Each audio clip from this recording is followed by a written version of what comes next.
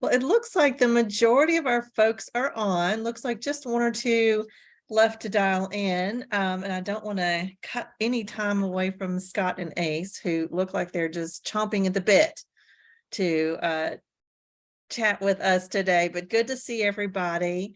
Excited for our second virtual time together. And then before we know it, we'll be into January with another virtual event, and then we're going to be full steam ahead for our event in Savannah. If you haven't had a chance to reach out to Madison to just let her know that you are coming, please do so. And just a real quick note to clear up any confusion. If you all are seeing the promotional materials for Savannah, some of the folks thought that they had to register through that link. That's actually for any state members who want to join us just for that one event only, not be a part of your all's cohort experiences, but just come in for that specific session in Savannah. So you all don't need to register online. All we need you to do is to let Madison know that you'll be in town. Hopefully all of you all have seen the link to the courtesy block at the hotel. Literally within, gosh, it's about 3/4 of a block. They have very unique blocks in Savannah. But right around the corner from the venue, we're going to be at the Pei Wei Ling building on Savannah's SCAD campus. So if you have any questions, Madison will be your main point of contact. So with that, let me bring back in the dynamic duo, Scott and Ace, who are going to take us through today's conversation. Yeah, I'm talking about you two. I know you're looking like, who's she talking about? Not us, right? It's you two. We are a duo. Was it Savannah where you saw Kenny G? I did see Kenny G in, was it Savannah? Yeah, it was. It was, yeah. So Ace was mortified. We're going to talk about egos today. So we're going to use Ace as an example of this. He was in Savannah with Stinson, our third partner. There's two partners this firm, three, sorry, Ace, myself, and Stinson. And you know, Ace thinks he's got a bit of swagger. He's like a cool guy. He's never impressed by anybody. And they were apparently in a bar or wine bar, and Kenny G was across the bar. And Stinson couldn't withhold her glee and very, very undisguisedly took a photograph so she could post it to social media. And I don't think he's recovered from the trauma of looking like a wannabe like celebrity chaser. But that's highly relevant for today's session. I was so excited. Which is Kenny G. A little bit of a negotiation refresh, which we're calling Wrangling Egos on Your Terms. And I'm actually really excited to talk about this because this is something we deal with a lot.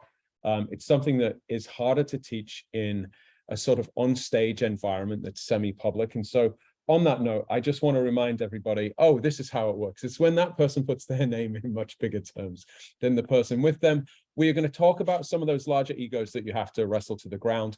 But just a reminder of the Chatham House rule, which is if you could all acknowledge that we're comfortable saying that anything that is said in this room may be quoted but not attributed to an individual. So I can say in the room, Ace Colwood has an enormous ego. You may say it was said that Ace Colwood had a large ego. You just can't say that Scott Wayne said it. Everybody good with that? Just give me a quick thumbs up.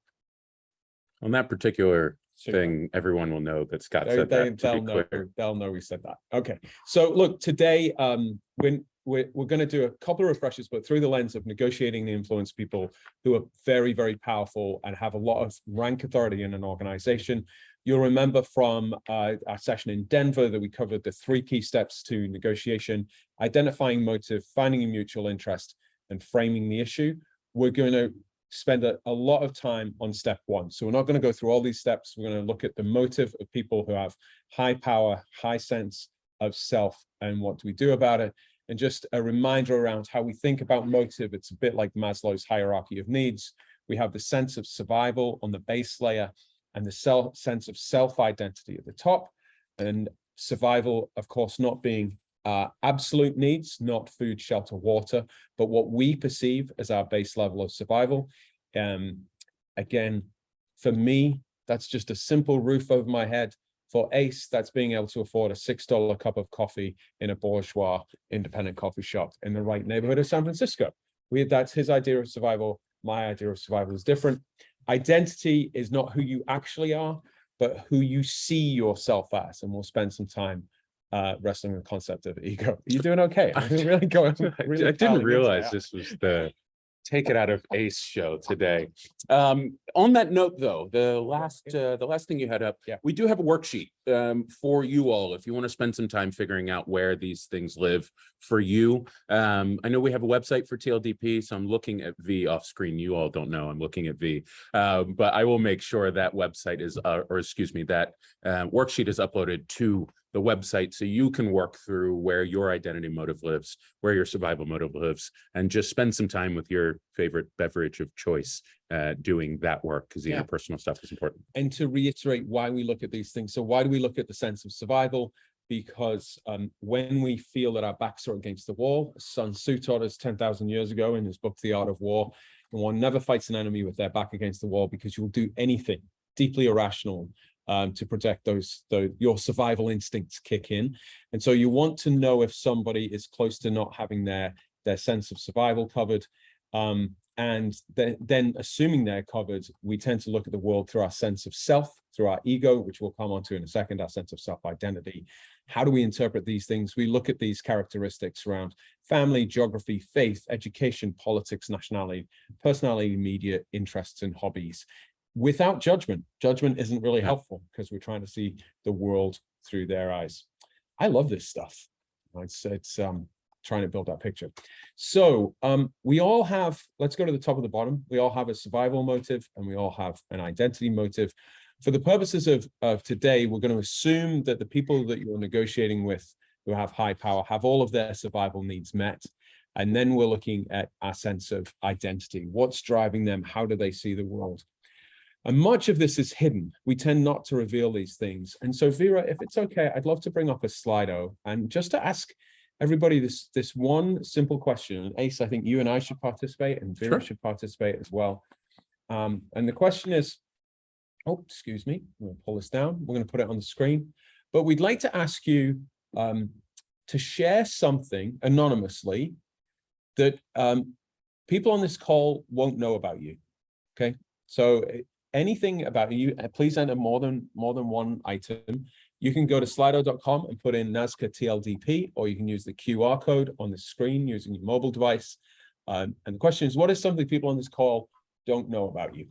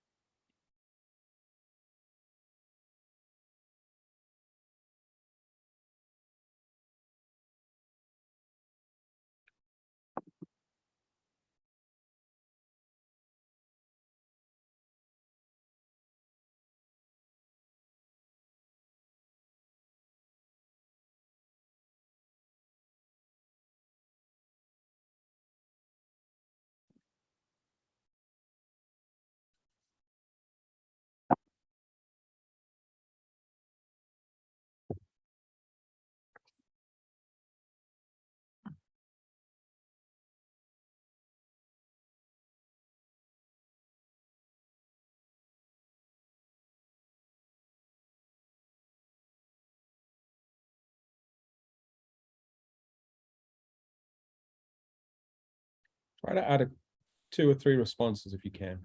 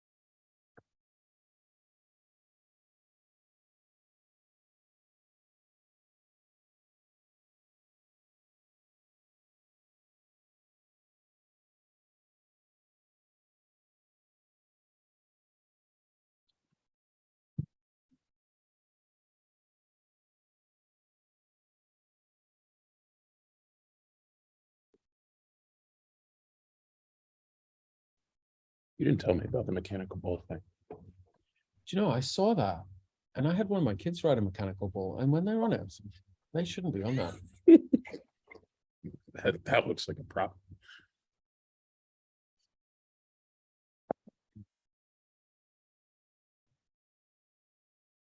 Just give it another minute or two.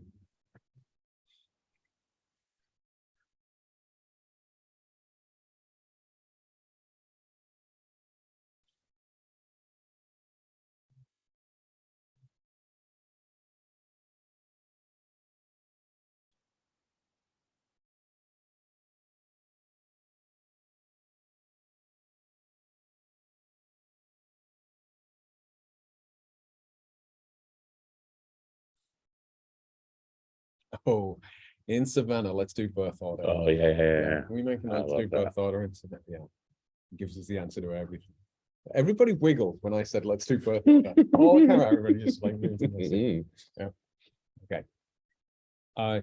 Vera, could we just scroll slowly through these just so everybody can take a read?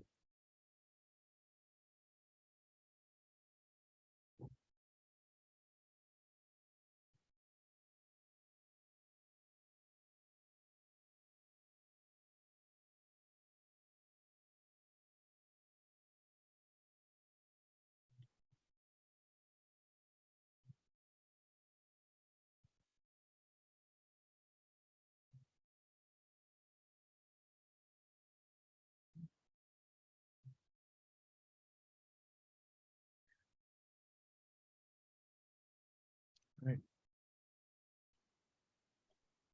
You know, what's most interesting about this on this particular session is that we don't normally participate in this if we run this exercise. And I'm thinking of things that people have written up there that you two who know me really, really well are thinking that I wrote and I didn't write them. Just, and I mean that as an observation, is that we share a lot in common with people that we may not have the same backgrounds with.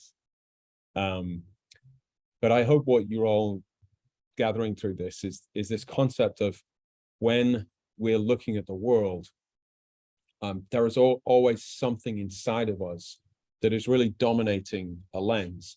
In some case, literally, as the father of a child with dyslexia, for whoever it is that has dyslexia, is you're literally seeing some parts of the world differently, not just conceptually, but literally you're configuring solutions in a different way from many other people. And the same applies to anything from meditation, or if you're a writer, or if you think musically, all of those things. And as we're thinking about how do we influence, very powerful stakeholders, one of the things that can be enthralling is that we become enthralled by somebody's rank or what they share with us. And what we're really looking for are those lenses. I always look for 3 to 5 lenses through which they see the world. And how might that be really affecting not the decision that they make, but how they interpret the data and the information in front of them. That's great, V. Thank you very much. Can we we're on this as you pull that down, V.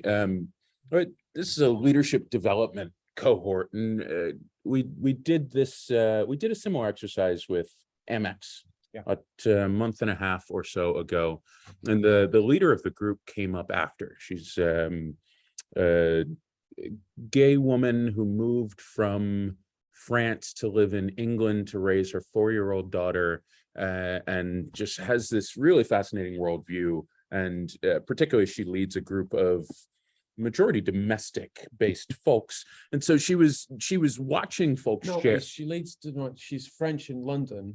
She leads an American-based folks. Domestic. That's what I said. No, domestic. No US centrism on this group. Domestic.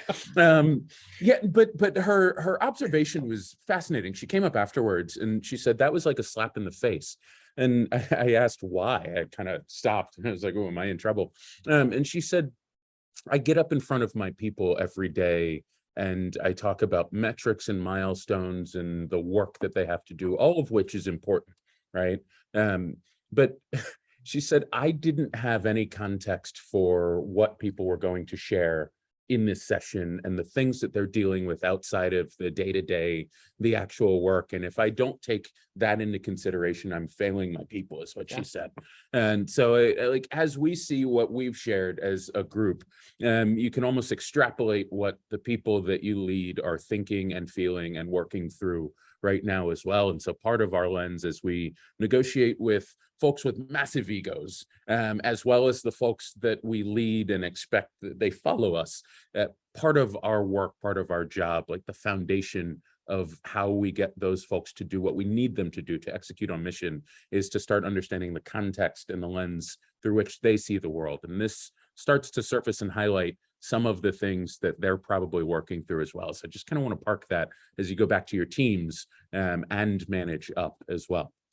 So on that note, given the pressure that many of you are under, including, I think, more pressure as it comes towards the holidays, do feel free, treat this as one of those meetings where you could be folding the laundry at the same time. If you've got email you have to kill, feel free to do it. Don't feel under any obligation to pretend like you're not checking email, or just do it. Treat this as like a radio show in the background that you're engaging with.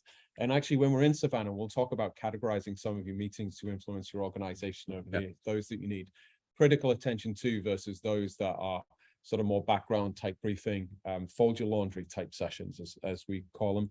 But this is one of those. So we're going to kind of push through and chat through some of these concepts. But on that note of fatigue, if you happen to follow us on social media, you see that we have dropped a bunch of propaganda this week about a book that Alan Dow, a professor of medicine who's on our adjunct faculty, has written, and I've added some commentary to, that is about the 6 types of fatigue and how we wrestle with those during 2023. We're going to be covering some of this material in Savannah, but with your permission, whether you want it or not, we're going to send you a copy of this book. So we will have your formal mailing address, snail mail. I'm not going to let you have an electronic copy of this book because I want you to scribble on it and write on it and spill coffee on it and then set fire to it in your fire pit, whatever you want to do with this damn book. But I do want you to have a copy. If for any reason you don't want it sending to your office address, which NASCA will have, please just drop a note in chat to say you want it sent to a different address, and we'll follow up with you directly to get that. Don't push your home address. We're not doing a stalker thing. We'll reach out to you. So just let us know in chat, and we'll get a real email address for you. But I am going to touch on these 6 types of fatigue that Alan talks about. Physical fatigue, which we know, right? We solve for that for sleep. Mental fatigue, literally the intellectual processing. This is why I'm saying to you, like, look, don't worry about concentrating too hard on this. Just let it kind of flow in by osmosis. Emotional fatigue. Oh, we're about to have a fair chunk of that over the holidays. That roller coaster of emotions we've all been on. Inactivity fatigue. This was a really interesting one for me when we were working on it, which is our stasis as not moving, the absence of activity, the absence of movement. Humans are designed to be constantly moving. I've got to 4. What am I missing? Intellectual, mental. Purpose fatigue. Purpose fatigue. Why am I doing this? What is it? So that you can be tired, you can be well rested, but still feel exhausted because like, what's the point? What am I doing? I've forgotten. Social. Oh my word! How could I forget that? Social fatigue. The exhaustion from mixing with people and interacting with people, and the role that social media plays. That means we have 1,000 friends, but actually we don't have any friends. And how do we go from many distant relationships to fewer short-term relationships? Anyway, we'll be sending you a copy of the book, whether you want it or not. Happy Christmas. Happy holidays. Okay, on with the program. All right, so just a quick reminder on types of intelligence and power. We have approximately 9 types of intelligence. The ones that we're talking about as we refer to negotiation and influence are interpersonal and intrapersonal. Interpersonal, we know, the ability to relate with other people. I'm very good at that. Intrapersonal, being self-aware about who we are and what we need. Actually, he's much better at this than I am. I can live in denial and compartmentalize my own feelings probably more effectively than is healthy. So we are drawing on those types of power to be able to understand what we need and understand what the executive that we're dealing with needs. And this is really a conversation about power, not just absolute power, but relative power. And so let's step onto sort of a reminder of the basis of power that Ace and I took you through during the Denver retreat. Legitimate power. You all work for a governor. The governor has legitimate power. We voted for the governor. They were elected. Social norms say the winner of the election becomes the governor.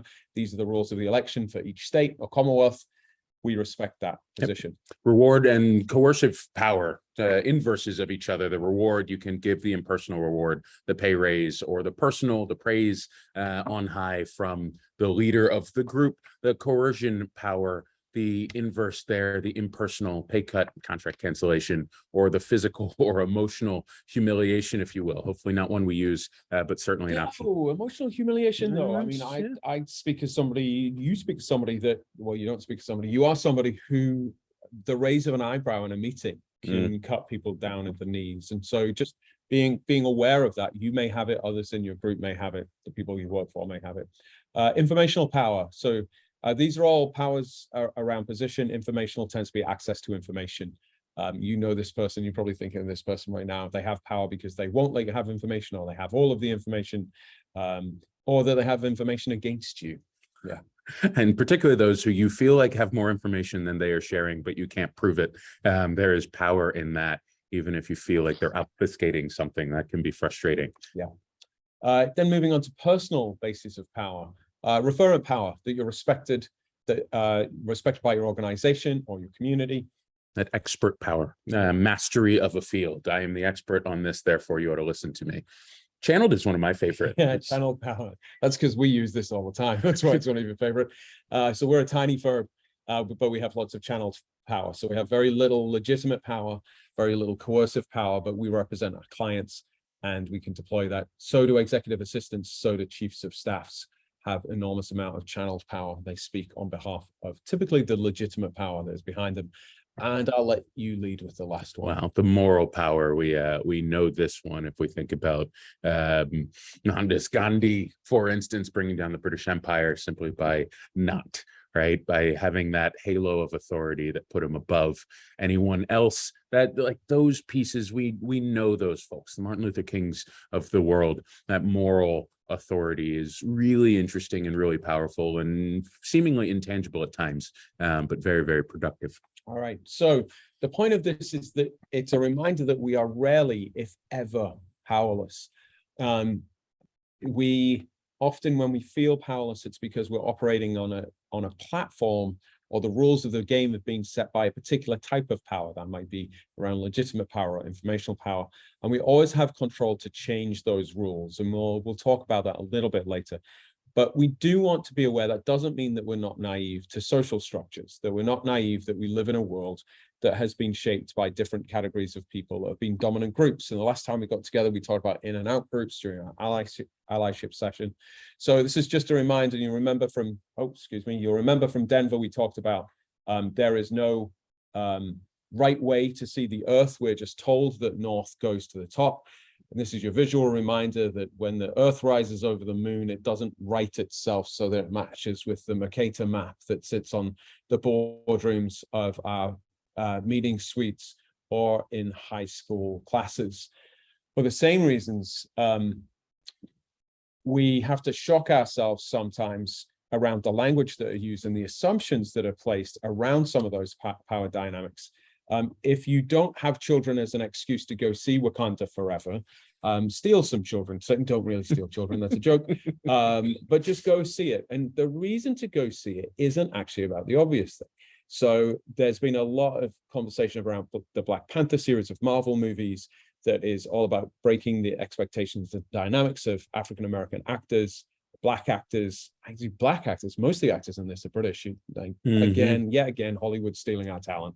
But for this film, I would watch it as a reminder, all of the roles played by women are in roles of science or warrior roles. And you watch it and it's just so jarring to realize how infrequently you see women scientists in television and movies, for instance.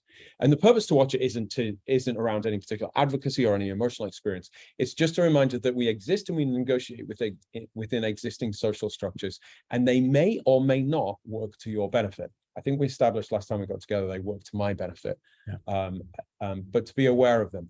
And that we can start to disrupt them culturally, and we'll talk much more about this when we're together in Savannah. But changing the environment in which we operate. Do you want to describe this? I love this program. Yeah. So this is Delta Airlines, and not I think not a paid plug, but we fly Delta. We're a Delta firm. They don't pay us. They're not a plug client. NASCAR all the time, but that's only because Pam covers our hands with treasure. But this is one of those, I mean, as we walk down jet bridges and as we see campaigns like this, it's one of those, we just capture that, right? So this was a screenshot as you just saw the website, but their Faces of Travel program, increasing representation because representation matters. And that is partially for us as leaders. It's really for our people throughout our organizations to understand that their view of themselves represented in collateral and materials and the messaging that we share and the examples that we use throughout our entire organization, those pieces land and continue to give folks who may not have that power base a basis of understanding that they belong, understanding that they do in fact have some legitimate purpose and that they're contributing to the mission and the goals of the organization. And so I think Delta has wrapped this really well in being intentional about who and how and what we are seeing as we interact with their brand, with their organization, and move around the world. So why are we talking about this? Because on one hand, we're saying, hey, you're never powerless, you always have a type of power. It's also to try to be realistic, to say that people have frameworks around their ideas, and that will also give some power. And the short version of this is to say that if I'm leaning on expert power and I walk into a boardroom of an organization that is traditionally driven where the experts around economics, say, are white males, that will exaggerate my power. If Vera, as a white female, as a white woman walks into that environment, she will walk through the door with less power.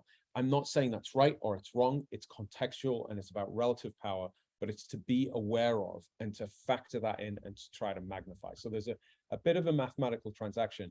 And the reason we're telling you the Delta story is to illustrate just how strongly it exists and that this organization is choosing. So what's happening with Delta is they've commissioned these photographers to represent the actual faces of business travelers and are embedding this across the web to change search terms. Yep. So if you currently search business traveler, you will find you'll typically find a white male Westerner that looks a lot. Actually, they'll have hair. Yeah, they'll have hair and a suit on, right? Yeah. And a suit. And what they're saying is, look, if we're going to make a difference in this world and we want to represent the people who fly on us, and so they're making these images available royalty free to anybody to use and then seeding the web with it to try to change that context around some of those things. The only purpose of that is to tell you the story as it goes through, as is this. So if you think about structures about how decisions are made and how we see the world, just a reminder that the sun does not rise, the earth turns. But our language and our structures are configured around a certain power structure that even our language today reflects that the sun would rise in the face of a king. It doesn't do that. The earth turns around as it rotates the sun. And so just being aware of these things, and again, we'll spend more time in Savannah around how we change structures. And of course, you've heard the story of us showing up at the NASCAR conference. I don't know that everybody's heard this story. Story. No, Pam knows the story. Right. Are we allowed to tell the story, Pam? Is Pam listening or is she folding her laundry? She's folding laundry. She's folding. There we go. No, I'm not folding laundry. I'm eating lunch. Are we allowed to tell a story? I would love for you to tell the story. Absolutely. Yeah. Cool. All right. So, Coronado. This was Coronado. San Diego. San Diego. Yep. So we went out for the NASCAR conference in San Diego. This was maybe a year and a half ago, almost. And we were just wrestling. Part of, I guess, what we were doing for Pam and the NASCAR team is supporting, and part of that was bringing some AV equipment. So the astronomical costs of being at the Lowe's Coronado didn't preclude us being able to do some of the other things that we wanted to throughout the program. And so we brought our gear out, and the venue itself was really upset that we weren't using their way overpriced AV guys to flip a switch here and there. And so they made it infinitely clear that we were going to be the third-party AV vendor as we came out. And that was very much used as a pejorative. You had to hear them say third-party AV vendor and the drip that came off of that. But they weren't thrilled with us, and they relegated us to this third-party AV vendor title. And so as a result, Scott and I made t-shirts to just drive the point home. And we wore our third-party AV vendor t-shirts as we were in Coronado. And I'd love for you to touch on your experience in those t-shirts. So it was a 2-day event. No, it was a 3-day event. But this day one, we wore the t-shirts, and our role was simply to support Pam and the NASCAR team.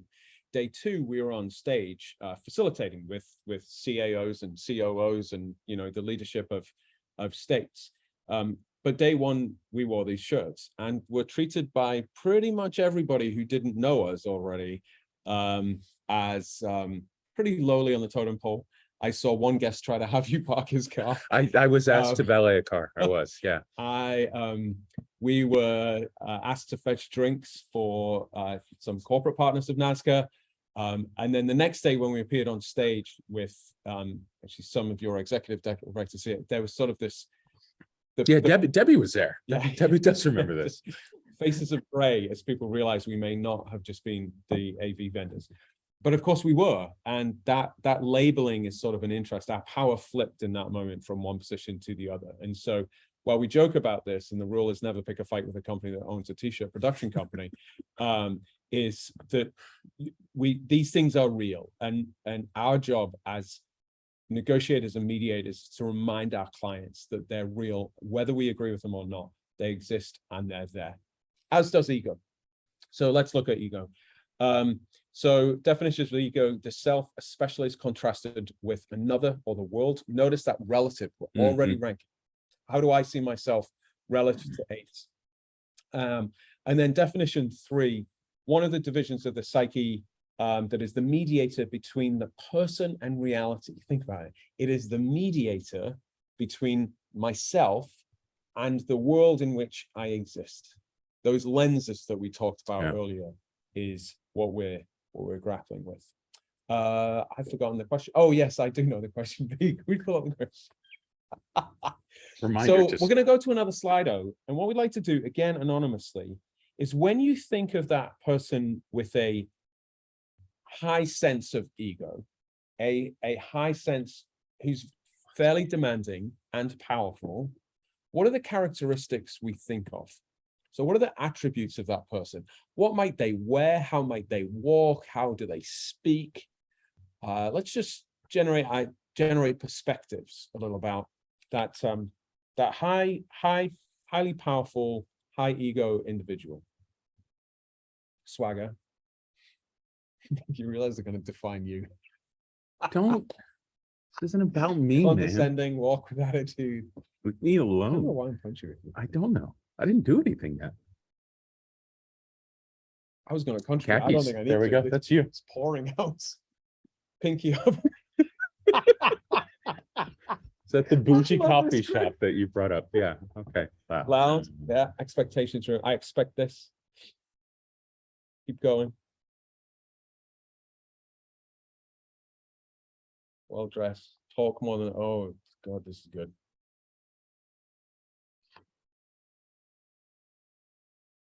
Uninformed. Charismatic at times. Oh, I love that specificity. Yeah, they switch it on when they need it. Yeah, I was waiting for that. Would have been disappointed if that male didn't appear there. Yes, star.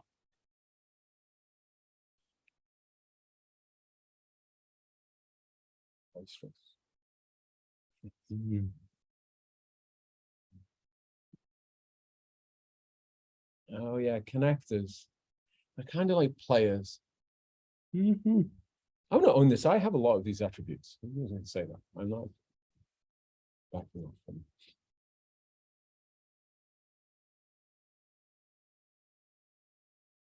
When I said that, something Talking, I saw that.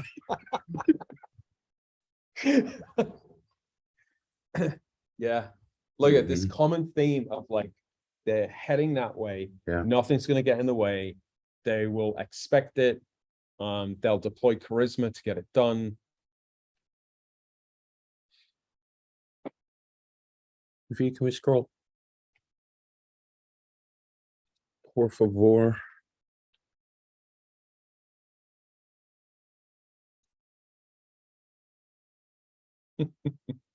Just catching up with Debbie's chat. Yeah. Okay.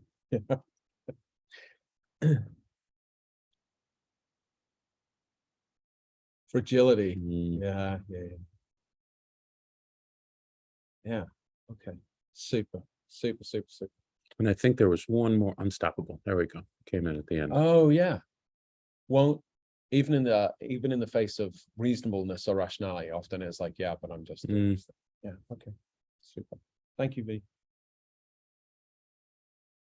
You know what would be interesting, and maybe we capture this list, and as we get to Savannah, I'd like to go back and just put attributes, whether we think they're positive or negative, next to those things. Oh yeah. It should be Yeah. fascinating, right?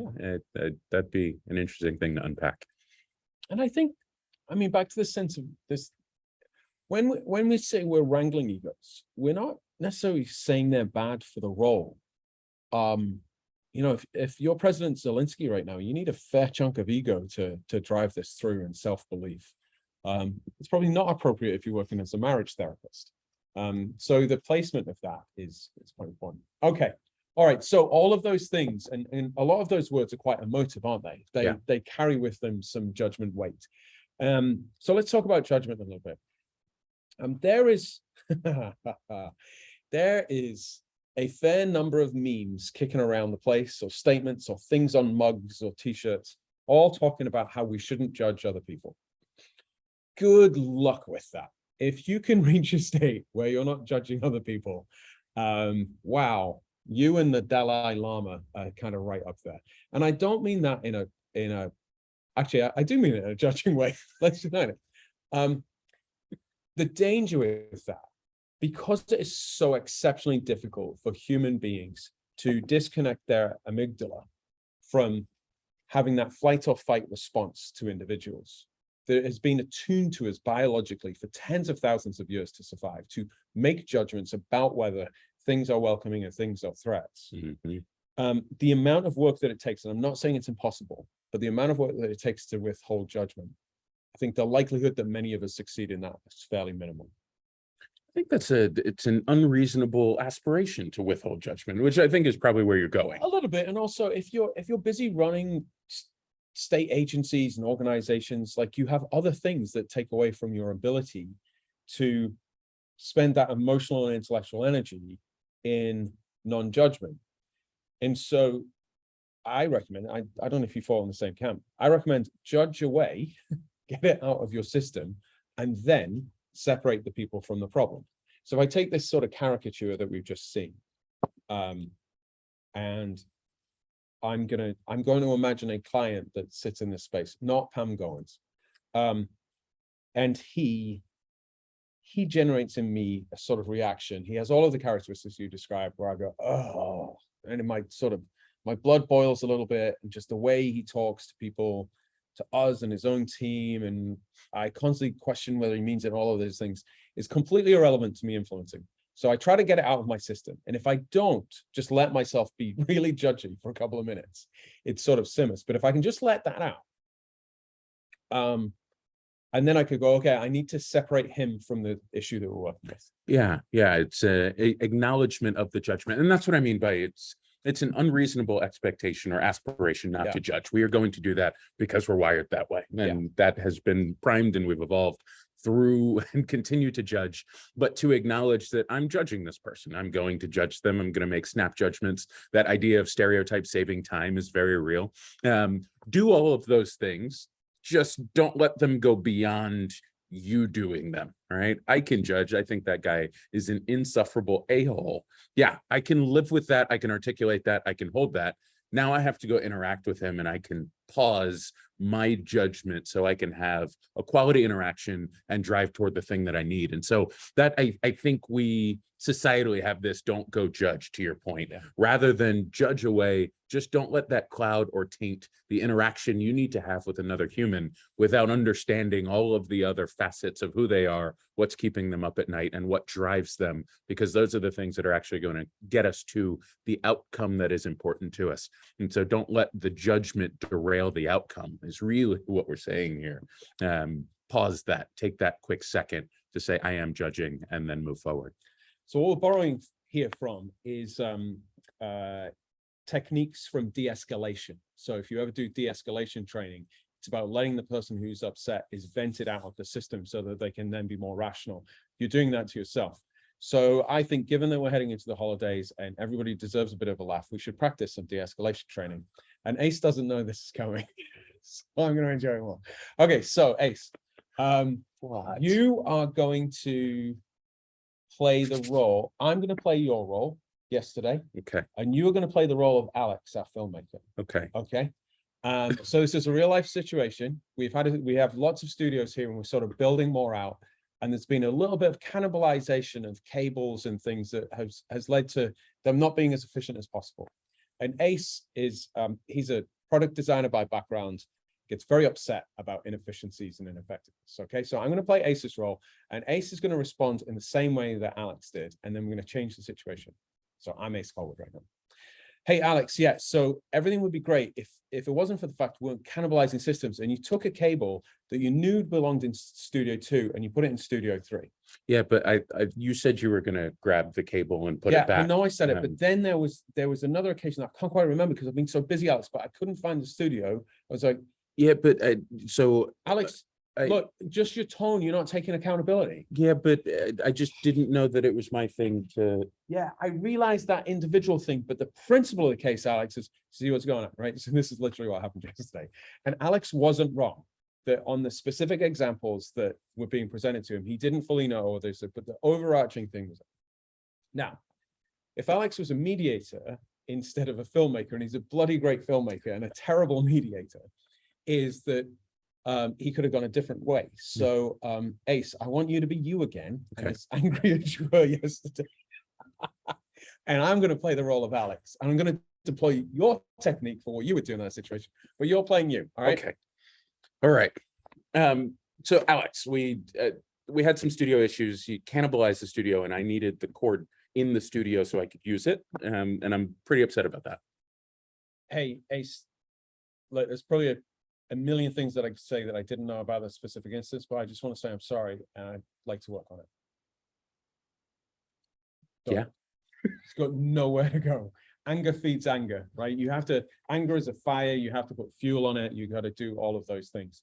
And when we're dealing with egos, right, we're dealing with our sense of self, and what is happening with our frustration with our production team is Ace and I wanting to do our best jobs on cameras. Our self-identities are tied to that. We become frustrated, but you need to put fuel on the fire. If one just acknowledges frustration, anger, it has nowhere to go. Same thing applies to judgment in our own heads. If you don't allow that judgment, there's sort of this fire that's going on where you're like, oh, I don't like the way he's behaving. Oh, we shouldn't think that. Oh, and yeah, but he's doing this. And it's all like all of this nonsense is going on inside of your head. Versus saying, yeah, I'm just going to judge for 2 minutes, get it on my system. All right, I'm tired of judging now. Let's separate the people from the problem. Now, why am I spending so much time on this? Well, firstly, because I like laughing at Ace's cost. But secondly, because this is so hard to do. Like, it's a really easy thing to put on a graphic on a slide, but it's actually incredibly difficult to do, is to separate the people from the problem. And if we can do that, our sanity will be great, but we'll be much better at dealing with some of these. Because to that end, we conflate I'm annoyed with you versus I'm annoyed with the thing you did.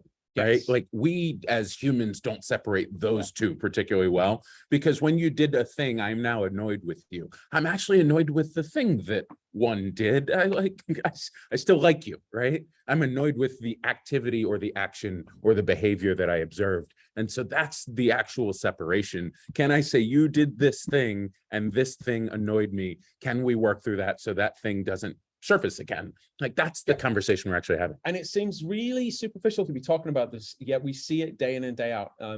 there's a leadership member of a tech client that we work with. He's got a certain attribute of smuggery around him. It's the best way I can put it. And as he spools up to deliver whatever observation he has, his sort of whole demeanor changes to this superior stance. And you can see all of the other leadership members dismiss anything that's about to come out of his mouth, whether it's smart or not.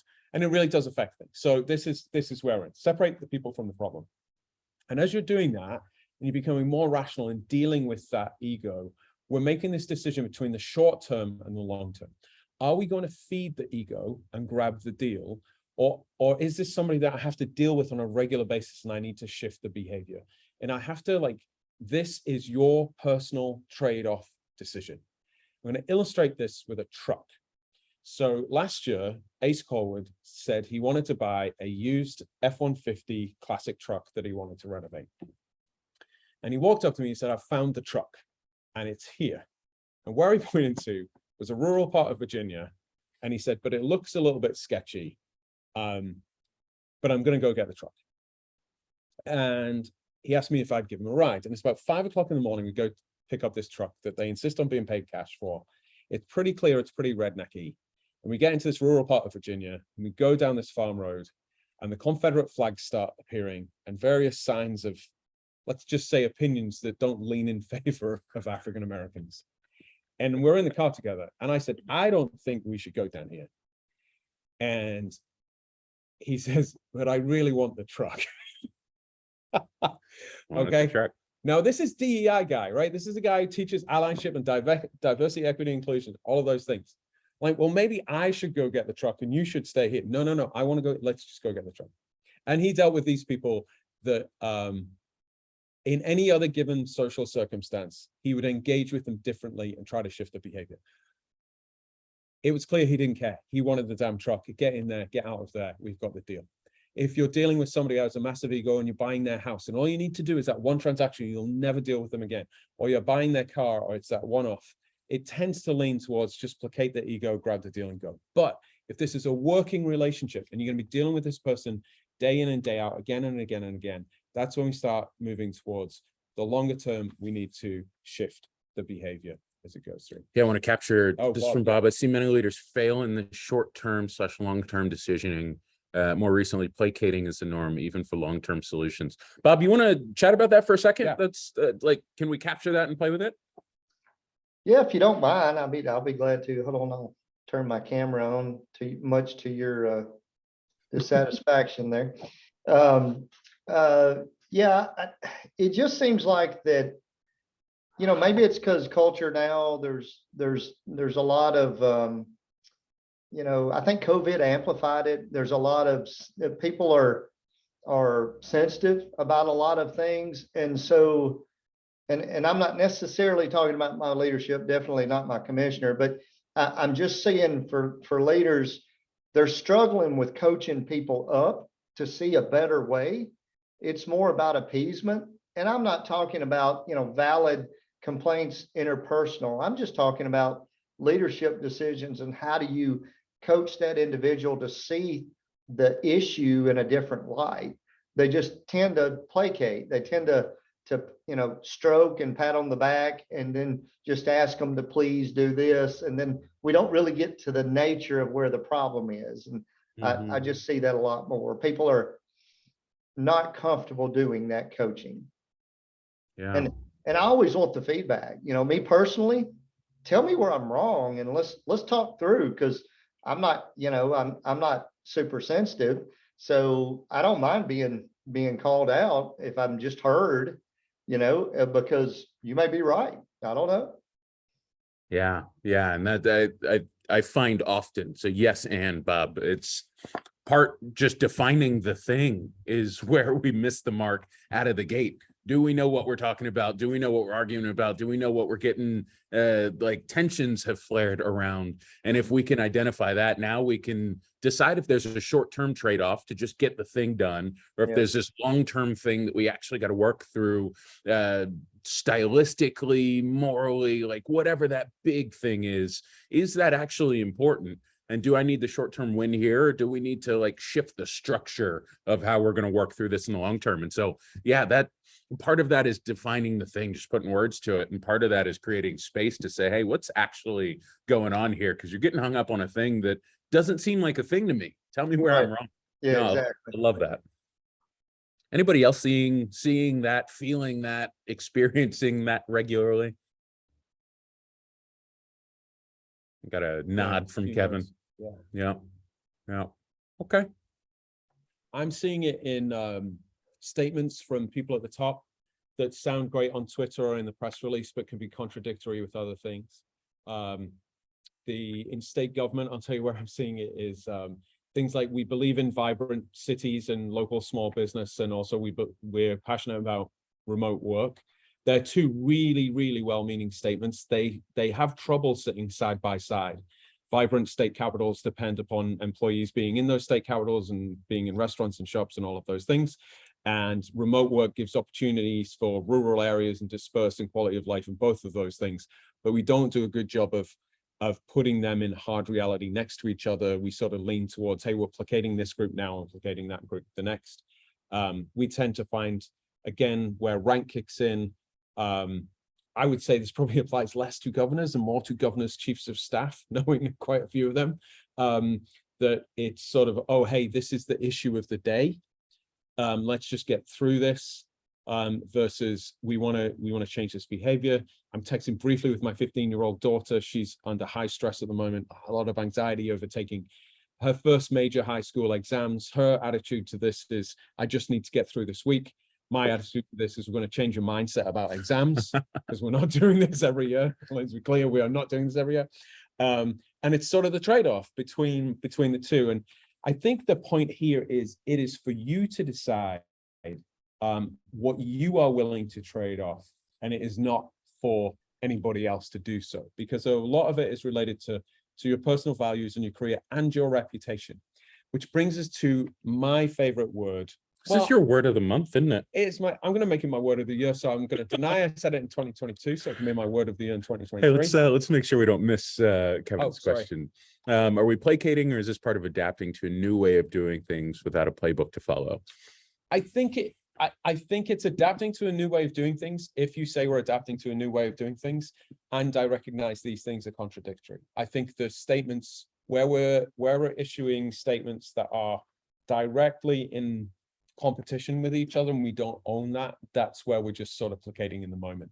So by the way, I don't have this isn't an advocacy of one position or another. I'll give you another example. Oh, sorry. Well, I was going to jump in part. So Scott and I we're playing with some new content for 23, and one of them is the anatomy of an apology, like how we work through. It's kind of conflict 201. You're gonna make me do this after No, this I'm not. But no, one of the things that the placation piece, right? The word concession is one that we're using in that apology and kind of conflict framework. And what I find is just putting words to the placation or the concession is actually really powerful. Like, hey, I'm going to take an L on this thing right now in the short term because the long-term thing is more important to me, right? Like, just articulating that actually moves the thing forward, rather than I made a concession here, nobody knew I made a concession, and as a result, we're going to get to the end goal, and I took some haymakers along the way, and we didn't feel that, and that wasn't readily apparent or evident. And so I'm finding, particularly as tensions are high, and Bob, I think, put words to what COVID has done, and just everybody feeling a little, we're tired, is saying, hey, this thing is kind of important to me, but it seems more important to you. I'm going to make this concession so we can keep moving. But like, that is different than I'm going to sweep it under the rug. Right. Yeah. It's different. Then maybe there needs to be a third category, which is the silent placation, the changing behavior, and somewhere in the middle is conceding grounds, but requiring a recognition that that is being done for the right reasons, and it's not necessarily the preferable way. Yeah. Kevin, anything else to your question before we move on? Because that felt like an important comment.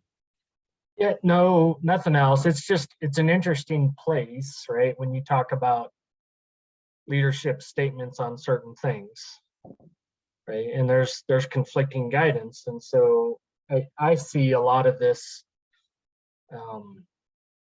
pull or allure back to maybe old ways of doing things, but it's more of a Rance's opinion here, a return to comfort versus the continued acceptance of a little bit of discomfort and not knowing the way, but being bold about pursuing that. Right. And it really came about with I was thinking about it and with Scott's comments related to vibrant capitals and, do we bring people in, do we not? And kind of the cultural aspect of how you shift the organizational culture, but how do you manage in this new environment where we don't have a playbook to work from, right? State government's typically been in residence, and we're boldly venturing where's that Star Trek line where others have not ventured before? Yeah, boldly boldly. venturing outside of suburban Denver. No, I mean, it's and we're going to cover a lot of this in Savannah. I just want to be clear about what I'm saying. I'm not saying about where there's actually a debate. I think the debate is really important. It's when we're making these placating statements that are directly in contradiction with each other, because we're just trying to get the short-term fix. So on day one, you're saying, actually, we need to be back at the office because of vibrant state capitals. And day two, you're saying, hey, we need remote work because it provides employee support and engagement and employment opportunities to rural.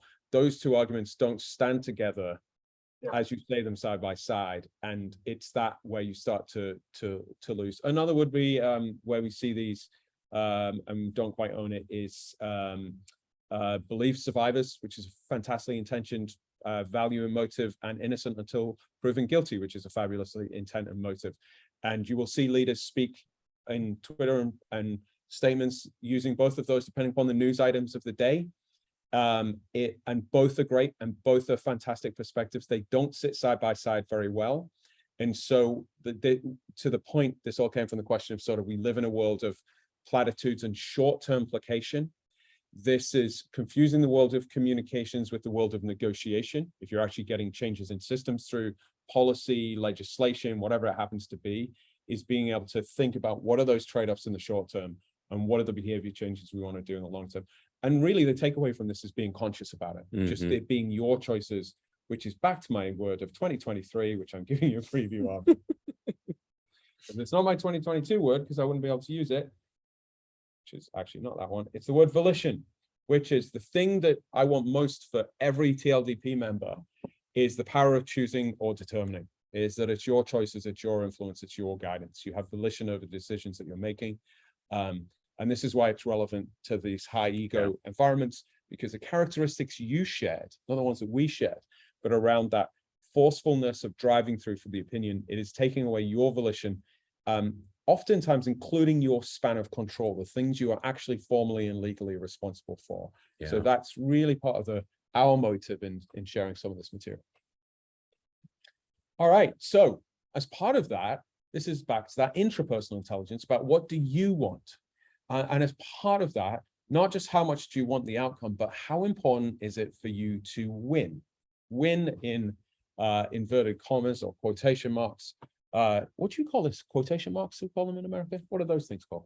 Quotation marks. I would say inverted commas. Why would you say that? I don't know. That's what we call so many more words. So the idea of winning and how important is it to you? And this again is where I'm saying, please don't be false humble. Really reflect on, if you're locked in a negotiation or a debate with someone with high ego, how important is it for you to win the argument? And the reason that we're doing that is because we're trying to match what they crave and the outcome that you want. And sometimes there's a gap between winning the argument and delivering the outcome. And this starts to get into that blurry space again of how much are we going to feed the ego? Because that starts to fit with that time framework. And I'm having this right now with a client on a project that I really care about, where I have been allowing the CEO to win the argument in order for the COO to deliver the outcome. And now this behavior is starting to have some attrition, right? It's starting to affect the line. So I'm starting to change how we're influencing this situation so that there's an experience of the higher ego losing some of the argument. And I can't express enough how much time I'm thinking about this. Probably thinking more about this than the actual problem that we're solving for them, because the problem we'll find a fix for, but that dynamic now has to migrate over different periods. And so, yeah, there are better answers to this, but right answers. And I want to pause here. Does anybody have questions or observations or things they're working on that resonates with this?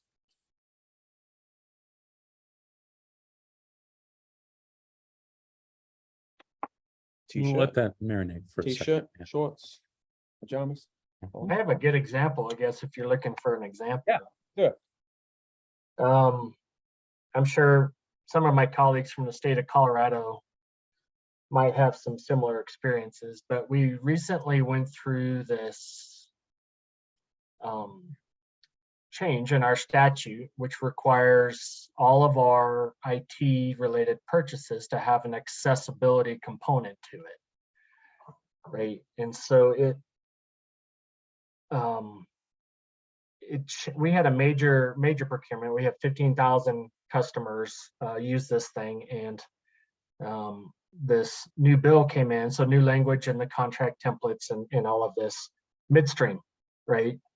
And we got to a point with our IT partners where they were more focused on winning the argument versus our perspective from the agency that owns the outcome of and mind you, we already had almost 7 years invested into this platform, right? And so for us to change a platform for 14,800 customers was going to be a 2-year effort, right? And so we went through this just 6 months of contentious back and forth because we were more concerned about the outcome, which is continued, another 5 years of this platform versus winning the argument of whichever attorney was assigned to our high-risk contract, right? But at the end of the day, it was the attorneys biting each other's throats versus, and not being able to back away from winning the argument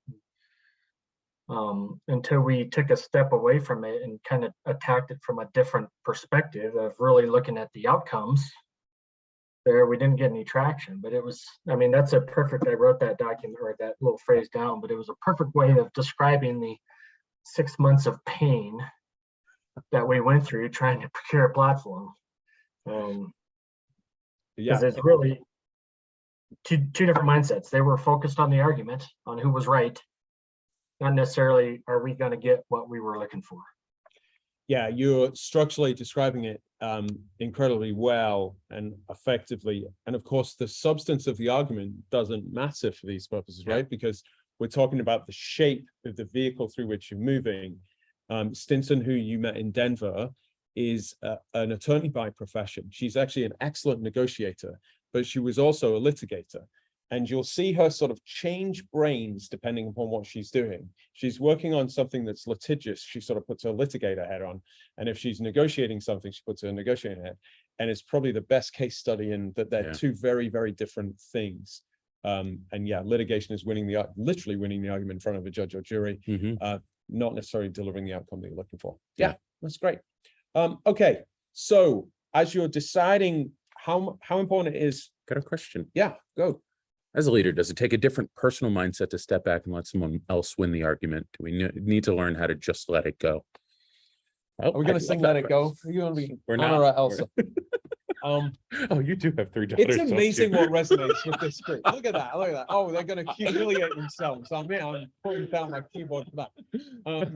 No, yes and no. I think it's both. I think it's, look, I would say for me, I need to learn to let it go more often.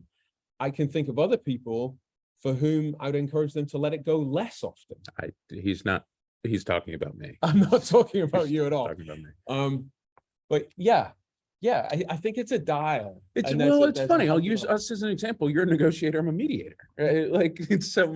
Right? For me, it's finding harmony. And if you make a concession and I make a concession, we get to a good place but for me, it's articulating the concessions. And those are some things that I probably shouldn't let go. And I see Scott as a negotiator just hammer some things through sometimes. I'm like, you didn't need that one. And so I find that that's a good partnership for one. We balance each other there. But yeah, there's a time and a place to, I use the term, take the L. Can I have my drugs? So I got my wisdom teeth out this week, and my face hurts right now. So I'm gonna take some ibuprofen after we finish making this point. Yeah, no, there is a time and a place. Thank you, V. And that comes back to my personal preferences, articulating the like. It's not so much I'm going to let you win the argument. What I found, I worked as I built tech companies with a partner for a really long time, and we got into a really good cadence as good partners, where we found that we would fight tooth and nail about a thing, and one of us cared more than the other. And that was actually a really important, it was a helpful thing, I'll say. You'll decide if it's important. I found a very helpful thing to articulate is, hey, clearly you care about this thing more than I do. And if it screws up, if we make the wrong decision, which is where I find we hit heads most, is are we making the best decision for the organization? We both care about that thing. One of us cared about the thing more. And as a good partner, my job is to say, hey, I don't know that I agree, but clearly this is higher on your priority list. Let's do it your way. And if it screws up, we'll fix it. Right, like that. So there's a holistic, are we good partners, and are we fighting toward outcome, and do we have the same best interest of the organization in mind? Like there's call it a blend or an equation that we have to work through. But the big piece of that is, if I'm going to say, hey, I'll give you the W on this thing because it's really important to you, but we're going to have to solve to get to outcome. Like part of that is how we work through the conversation. And then that drives back to, did we get to appropriate outcome for constituents, for organization, for employees, et cetera. So I think there are a lot of pieces that are moving parts in there. Two other sort of mental fixes for this. One is you can let go by literally letting somebody else win the argument and you're focused on the outcome, or you retrain your brain to recognize that the win is the outcome, not the winning of the argument. Actually, let me give you an illustration of this. We work with various states, as you know. We were with state leadership a little while ago. I won't name the state because we work with a few, so we can hide behind that. The person who is responsible for public safety, including state troopers, presented a challenge that they had about whether they would allow tattoos on police officers, because struggle with recruitment and they had a lot of tattoos. And Ace dived in a little bit and sort of said, well, sort of what's the thinking behind why you're reluctant to it? And he said, well, I just feel it gives the wrong impression, and it's not sort of something that somebody who's necessarily stable and reliable would be seen to have.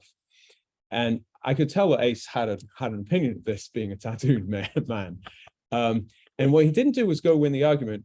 He deflected to the National Guard general who was in the room and said, General, do you have many people on your staff with tattoos? To which he replied, almost all my staff have tattoos. And then we just let it go. That was it. That was all it was. And we moved on to the next material. There was no argument had. There was like, but if anybody wants to take $1,000 bet that state will allow state troopers to have tattoos within the next 2 years, I'm happy to wager you on that. And so there is this. Now, I don't think that Lord Colwood here in that situation was being humble in any way. I think he decided the win was on a much, much higher level than just winning that argument there in the room, which didn't sort of benefit anybody. I'm not sure that was an act of humility. And I see him do lots of acts of humility. I just don't think that was one of them. And so you can sort of engineer your brain a little bit around what is the win and where it goes. Again, personal choices. This is a great time of year to be having these reflections about what's important to you as leaders. Okay, it would really help if I moved on slides, if I was sharing the slides on the screen, because then people would see them, which brings us to the penultimate section before we put you into a few breakouts just to chat amongst yourselves and reflect on this stuff. I'm going to give you a little bit of a preview of some of the things we're going to cover in Savannah. And the one that we're going to share is this thing called the narrative arc, which comes back to your personal decision of who is the hero in any story. So we'll spend a lot of time in Savannah talking about storytelling structures, but this is one, it's one of the most common ones. It's called the narrative arc. The narrative arc is a form of story that is very memorable, that human beings are conditioned to listening to. Remember, the Gutenberg printing press, which was the first time we could replicate data and information, was only invented 600 years ago. So for the rest of human history, we transferred messages through stories. How is a story structured? Context, so the setting, protagonist, good guy or good girl, antagonist, bad guy, bad girl, conflict, and then long-term resolution. And it's an arc to allow for a sequel, for a second story. So a long time ago in a galaxy far, far away, the Rebel Alliance fought the evil empire.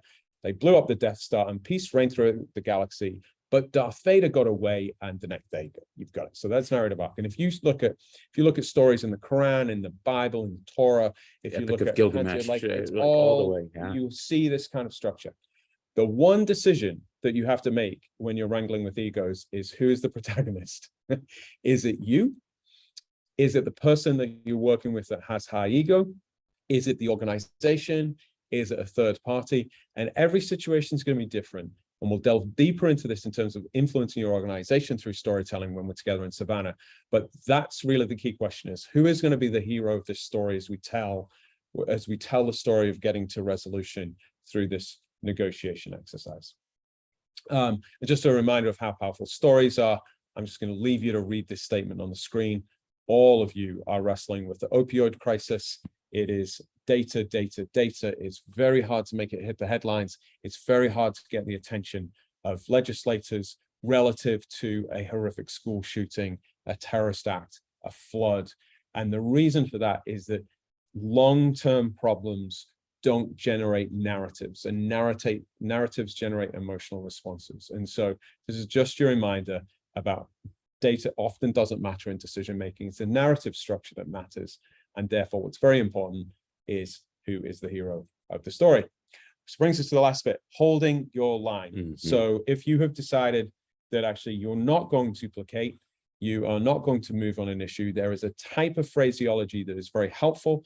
And we're borrowing from research from our team, actually, in hospital environments around drug-seeking patients. So if you're in an ER, this is what we're coaching physicians who are working in the emergency room. They'll have patients who come in off the street, are addicted, have substance use disorder in some form or other around opioids or anything else, and will be drug-seeking patients. How does one hold the line? One does so without moral judgment. And this is the same over a business issue that you have control of. This is an employee who is coming to you deeply upset about a policy change, which is, I understand your perspective. I recognize it. I see it. If I were in your shoes, if I were you in your shoes, I would feel the same way. This is not happening. It's not acceptable. It's not moving forward. Right? And the structure of that sentence first is, I'm acknowledging it, and you restate it. That person often will become more angry at first. They'll take another run at it. You restate it. You don't move. They take another run at it. Restate it. Just as we were illustrating earlier, we get tired of being angry, and it's called holding the line for a reason, but always with that acknowledgement of the other perspective. If you need to go further, you say, tell me more about your perspective. Yep, from my perspective and my responsibility for making this decision, I see it, I've heard it, I understand it. It's not happening. Calmly and eloquently. Yeah, yeah. All right. I think we stop there. I think so. Look at that forceful escape key. All right, we've got about 15 minutes. Any left. questions or comments before? We were going to suggest, I'm not sure if the numbers work out, Pam and Madison, you can tell us if people want to dive into breakout groups, but any observation, comments, and particularly critiques and disagreements of what we've shared today?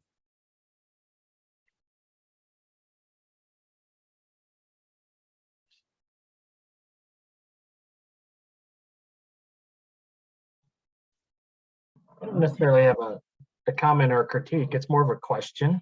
It's kind of circling back to the first part, if you're open to questions. Yeah, of course. Your time. So we talked a little bit about separating the person from the problem. What do you do in the rare cases where the person is the problem? We have a slide for that. It was the slide pageant that we weren't going to do. No, this is a good one. Like it's a really good just the levels of all right. So levels of conflict. Do you want to talk through this? Yeah. So I think we've touched on this. I know we did a little bit of conflict resolution in Denver. So Kevin, your question is really on that high level of conflict. Everything else is either, hey, there's a pattern that we need to correct, medium level of conflict, or hey, a specific thing happened, we need to rectify that, which would be a low level of conflict, focusing on the situation. That high level it's tough, because that's when we start rubbing against morals and character and a person being flawed in a way that might not be recoverable in our organization for the way that we are leading, right? All of the requisite caveats about the person fitting for us rather than them just being a bad person, hard stop. But focusing on a person's character there, sometimes that is the case. Sometimes we do have to part ways because your worldview, the way that you are orienting to serving our people or committing to and accomplishing mission is not conducive to or congruent with the way that we run this organization. And those are the hard conversations to have. But the short answer to your short question would be that's a time where we exit someone or part ways with them. Their services are no longer appropriate. Not even, sometimes they are required, but often it's that they're not appropriate for the way that we are going to run our organization and move forward. Those are hard conversations to have, but necessary. A way to illustrate this is actually with, if you remember the former British prime, we've had lots of prime ministers recently in the UK, but Boris Johnson, the one with the blonde floppy hair, he, with his cabinet, so his government, started out at a sort of low level of conflict. He was making decisions that didn't seem sort of so sensible. He wasn't taking the advice of his civil service. It was a low level of conflict. Then he started having a pattern. And to be clear here, I'm not saying criticism from other political parties. I'm saying within his own party, within his own government. He started to show a pattern of not fully telling the truth, of making decisions that wasn't taking sort of good advice apart. But still, the cabinet remained loyal to him. Like, so in press interviews, and they've remained, even though there's a pattern of behavior, but they did reach a point where there was long evidence of him lying, and lying to Parliament, and it reached this point that was untenable, and that's when the cabinet revolted. And I think it's quite a good way of illustrating it. For low and medium, it's always resolvable. Once you're getting into that position, as Ace was describing, within the context of where you operate and the organization you rule, and you have something that's focused on somebody's character, that becomes problematic. And you probably, either you have to leave that situation or they have to leave that situation in some form or other. And can I add a final piece to this? I just pulled up the characteristics of a transformational leader that you all outlined last exercise you did.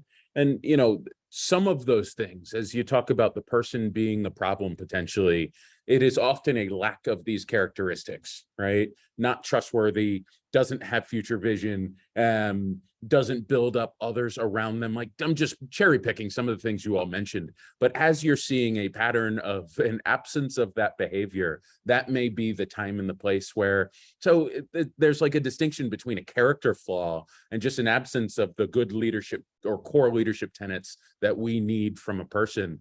And yeah, you can identify those things and say, hey, you're not showing or exhibiting any of these traits, and they are in fact the things that are causing friction, tension, or creating roadblocks for us to be effective. That's not tenable. That doesn't work. This is no longer a fit, for instance. So like the absence of behavior may be the problem, and that is indicative of how a person wants to exist in the world. If we've articulated that these are the key traits we need from our leadership teams or leadership track folks for them to be successful, a lack or an unwillingness to exhibit or adhere to or learn those traits, that might be a parting of the ways kind of moment as well. All right. Great question, Kevin. Any other questions, comments, thoughts, where you're seeing any of these pieces showing up in your organizations that might be helpful, relevant, or appropriate for your peers?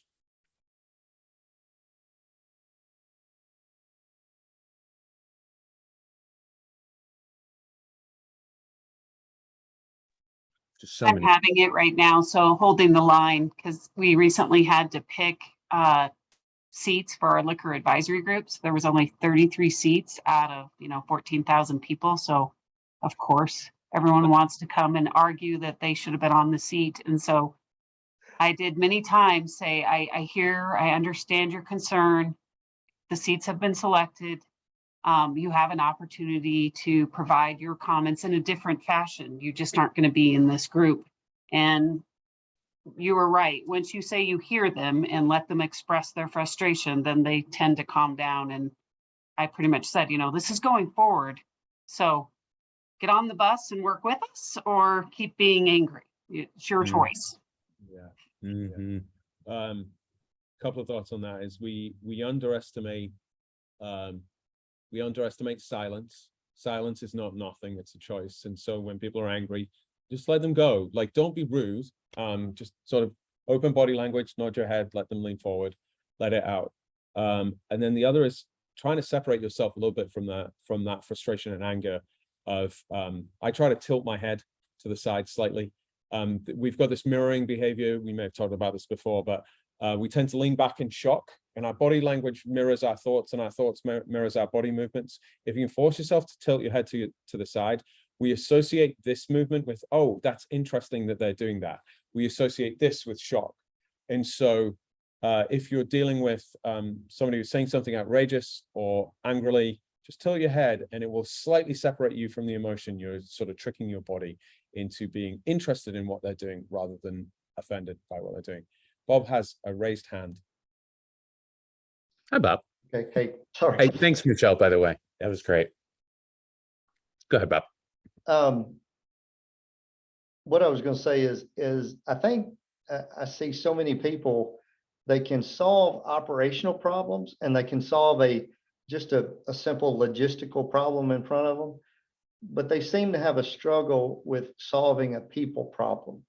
And if I have tried to teach others and tried to think myself that it's just another problem, and don't take the fact that it's an individual that's causing a conflict here as something personal, that treat it just like solving a problem of either X or Y on paper. It's just another problem to solve, and don't get your emotions into what is going on there. Just try to resolve it. And some people can see that, and then some people they don't make that change. But anyway, it's just my thought that it's just another problem. So I'm going to leave you with this thought as our future sessions start talking about sort of organizational change and organizational influence, is this idea of absolute versus relative. So there isn't an absolute character flaw. It is only relative to the culture in which one operates and is environmenting. And each of your agencies and each of your states and commonwealths will have different cultures as they go. One concept we'll talk about, particularly in Savannah, will be psychological safety, a word that means something completely different depending upon the context of where you are. If you were in Goldman Sachs, psychological safety is having the most direct feedback, knowing exactly what you're doing and where you're performing. If you're working in a behavioral health nonprofit that's working on some of the social work issues, psychological safety looks like very structured, timed feedback that is performed in a particular time span of movement. And we will probably, with permission of some chief state administrators, joke about their different styles and the cultures that they create and how people might be different matches for different places. And it's not so much whether a character is flawed in absolute terms, it's whether it's flawed relative to the values that you are creating in your teams and being very specific about that.